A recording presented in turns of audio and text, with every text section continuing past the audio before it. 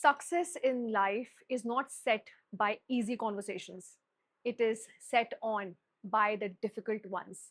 The conversation wherein you have to say no, the conversation where you ask for respect and draw your boundaries, the conversation where you have to give honest feedback to someone, the conversation where you admit your own mistakes.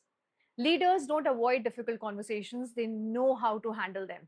And in today's video, I'm going to share 8 powerful principles that will help you handle any difficult conversation with confidence, clarity, and respect.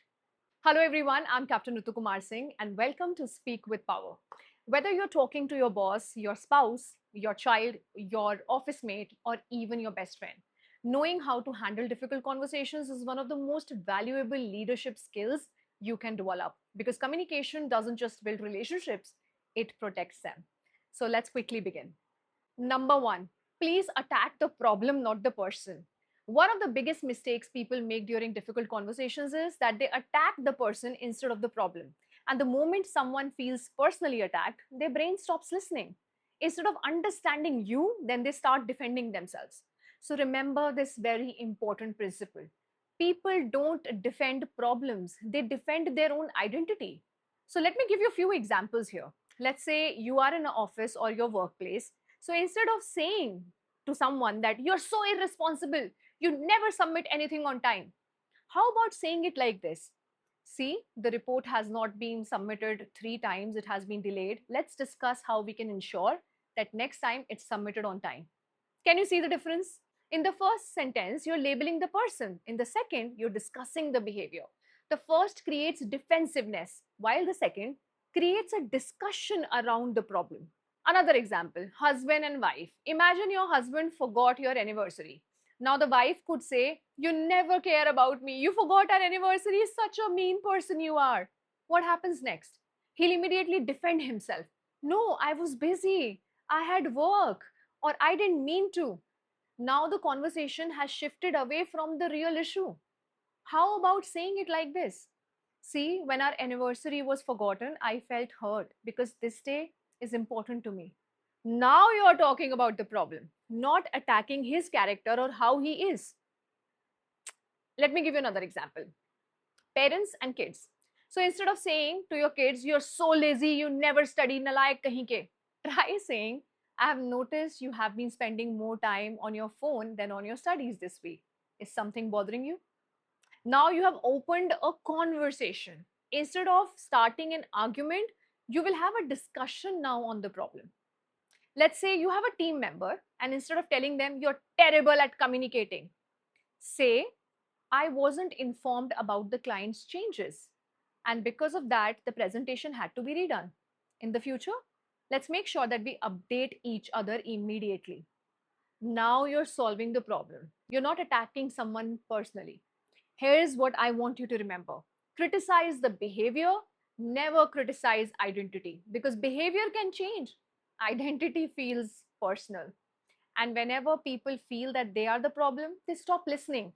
But when the problem becomes the enemy, like a common enemy, both of you can stand on the same side and solve it together. Remember, don't stand against each other as a team. Stand together against the problem. Number two, leaders do not avoid difficult conversations, they just delay their reactions. We have spoken about this before in my previous videos. Now, many people think that staying silent is maturity. Not always.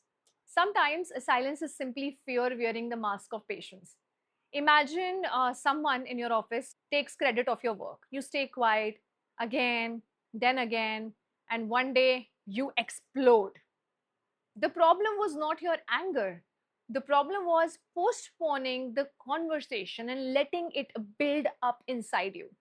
Leaders do not suppress, they neither explode, they address the issue, but only after their emotions have settled down. Whenever you're upset, pause, take a deep breath in through your nose and out through your mouth, think, then respond. Because words spoken in anger may satisfy your emotions temporarily, but they rarely solve the bigger problem. Focus on solving the problem. Number three, replace blame with curiosity. When emotions rise, curiosity disappears. We assume, we judge, we accuse. Instead, become curious. Instead of asking, why did you do this? How about asking, help me understand what exactly happened? Can you feel the difference? The first question sounds like an interrogation, blame game. The second sounds like an invitation to discuss. Imagine your employee misses an important deadline. Instead of saying, how could you be so careless? Try saying like this. I noticed that the deadline was missed. Was there something that got into the way? Now they are far more likely to tell you the truth. People open up when they don't feel threatened. Great communicators seek understanding before they seek arguments. Okay. Number four, listen to understand, not to win. During arguments, most people are not listening. They're just simply waiting for their turn to speak. And I have spoken about this again and again in my videos. Now, that's preparing your next sentence while a conversation is happening. Leaders listen differently, not because they agree, but because understanding gives them better control over the conversation. Imagine your husband or your wife says, you never spend time with me. Instead of immediately replying, that's not true. मैं बहुत busy हूँ, I'm very busy, I don't have. Oh, pause. Ask, tell me why you feel that way. Sometimes people don't need your solution immediately. They simply need to feel heard. That's it. And once people feel heard and seen, their emotional temperature comes down. Only then can logic enter the conversation. Number five, speak about impact, not intentions. So here is a mistake which many people make, I have seen. They assume the intention. You wanted to insult me, you ignored me on purpose, you wanted to embarrass me intentionally. But the truth is, you can never truly know another person's intention. What you do know is the impact. So instead of saying you wanted to disrespect me, how about saying it like this? When those words were used, I felt disrespected. Now you're talking about the experience, not accusing them of something you can't prove. Intention is debatable, but impact cannot be debated. Number six, stay calm when others become emotional. Now, this is where leadership is truly tested. Anyone can remain calm when everyone else is calm, but can you stay composed when someone raises their voice? Can you stay respectful when someone becomes disrespectful? Now, imagine a client starts shouting at you. If you shout back at them, you've lost control. But if you calmly say, I understand you're upset, so let's solve the problem together. Now you have immediately changed the energy of the conversation. Emotional control is contagious. The calmer person usually leads. So never let someone else's lack of control become your excuse to lose yours.